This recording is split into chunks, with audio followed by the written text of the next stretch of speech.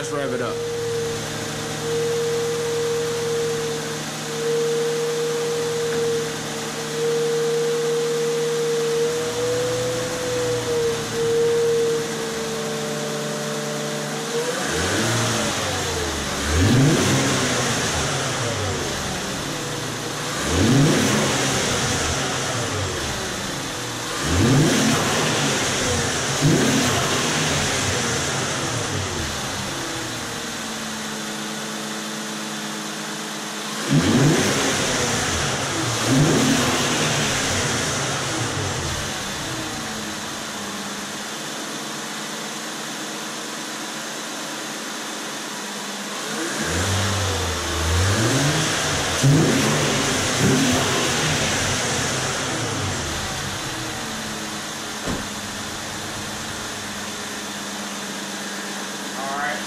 No check engine lights. I can hear a little bit more spool than normal.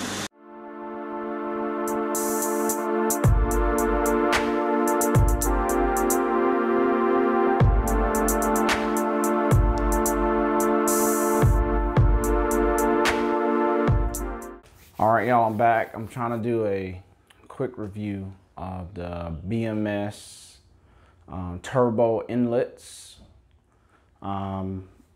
And the short answer to it is 2 thumbs up from me. Now, to give a little details, I've had these inlets on my car for about a month. I kind of want to just run them and see if I would get a check engine light, get some weird idling, or maybe some, see what the car act anyway weird, before I gave my opinion on it.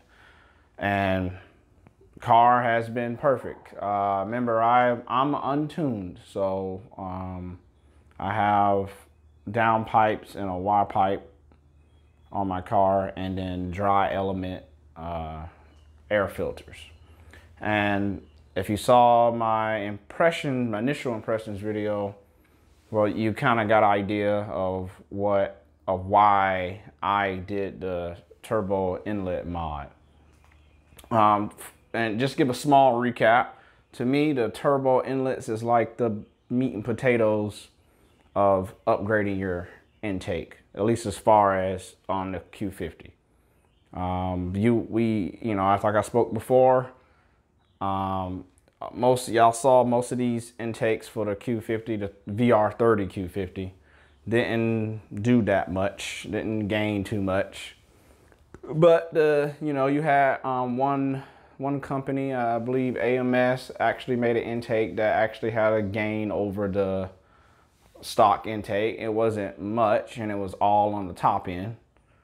So to me, that's one of the reasons why I was like, I'm probably not going to do an intake on this car. The Nissan Infiniti engineers did a damn good job on this intake and making it a true cold air intake, actually breathing from the front vent here and not sucking in hot air. So I know a lot of y'all like to take off the shroud, but that ram air shroud is what's making this a true cold air intake. So I know, but it's a turbo car, and you got the heat exchanger, so they figure some people will take this off and oh, I don't see no problems. Well, that's because the air is getting cooled down. Whatever, but I would like the air to start off cooler.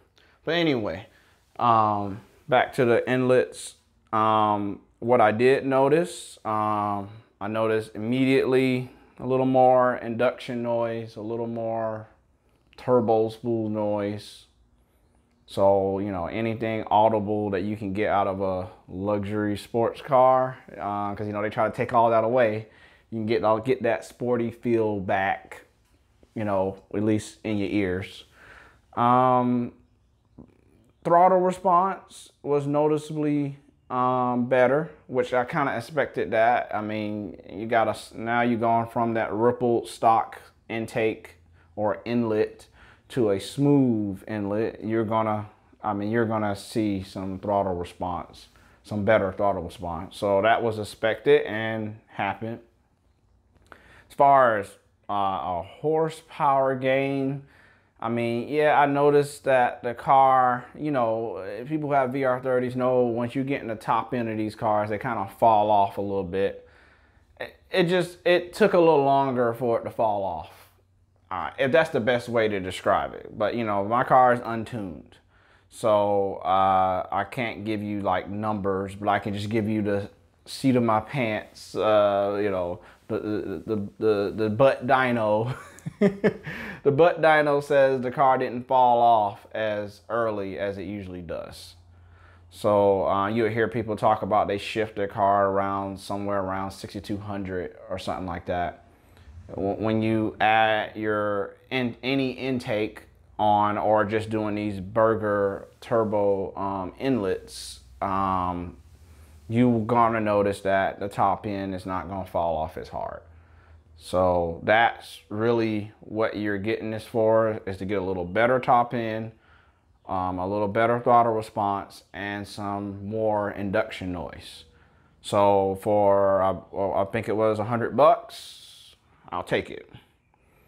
So yeah, like I said, 2 thumbs up for me. You know, I recommend it, and honestly, I recommend the Burger Motorsports Turbo Inlets over any intake, because that is the meat and potatoes of what makes those other intakes give what little gains that they do give you. And then you combine that with some better air filters, and basically you improved where the factory couldn't. And you'll do that for, you know, under $200, really probably under $150, depending on how much you pay for your intake filters. So that's pretty much, like I said, it was going to be a short review because it wasn't much to this.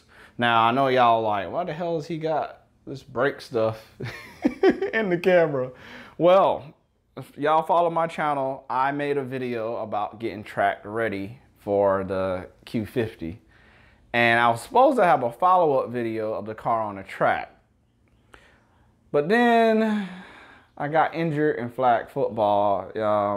I was a coach for the flag football team. I guess player coach for the flag football team where I used to work. And right before our championship game, I got injured, left knee. And then I couldn't make the track day. So my car was basically ready to go for the track. I think the only thing left was for me to do new rotors, pads, and upgrade my fluid from DOT4 all the way up to 5.1. And that was the only thing left. So now I have scheduled another track day. Hopefully I don't get injured again. And I'm planning on making it to the next track day. And this is basically what was last to do on the list. The car been ready, except for this. I did a mountain run, you know, out of frustration of not getting to go to the track. And I pretty much, you know, got rid of the rest of the pads and finally destroyed the rear rotors. So I'm doing all 4 rotors, and then I'm getting rid of the DOT4, going to DOT 5.1, and then of course my favorite pad, the Duralast Max. I will be putting that on all 4 tires. The Duralast Max seems to always hold up on all my mountain runs. They seem to not be melting. They have a real consistent torque curve. So I like it. And of course, some people go to the track, they buy way more expensive pads to put on their car. But like I said, I ain't going out there to break no records. So this pad right here will be adequate for me. Now, some of y'all other people that may be more aggressive on the track, this probably won't cut it for you.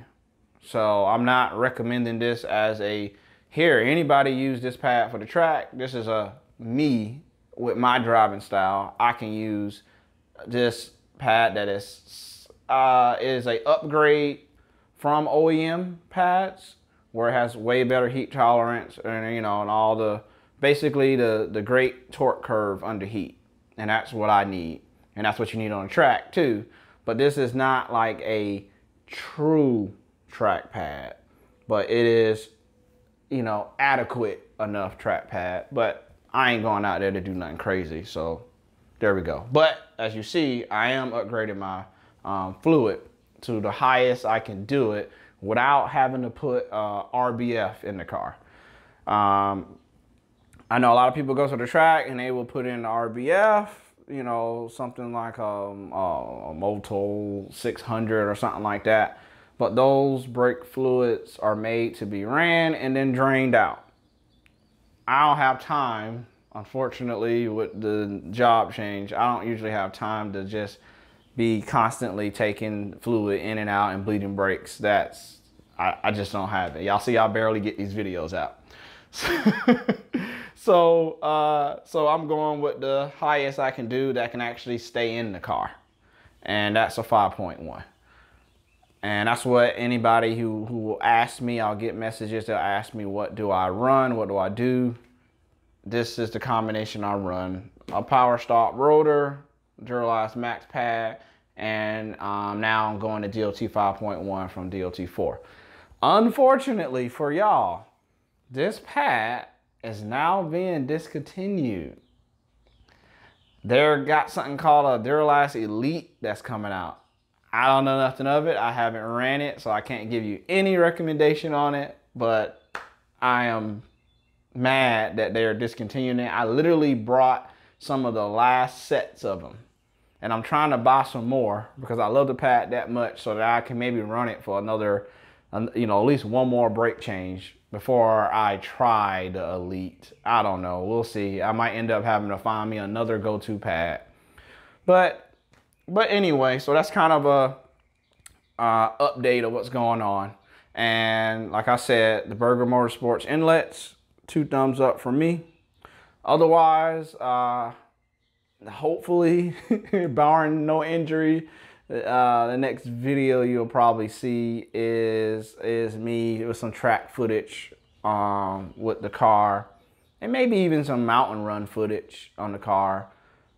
And then for my QX56 guys, I've been getting a lot of requests for those. I have an idea for a video with the QX56, so I'm gonna try to work that into the pipeline too.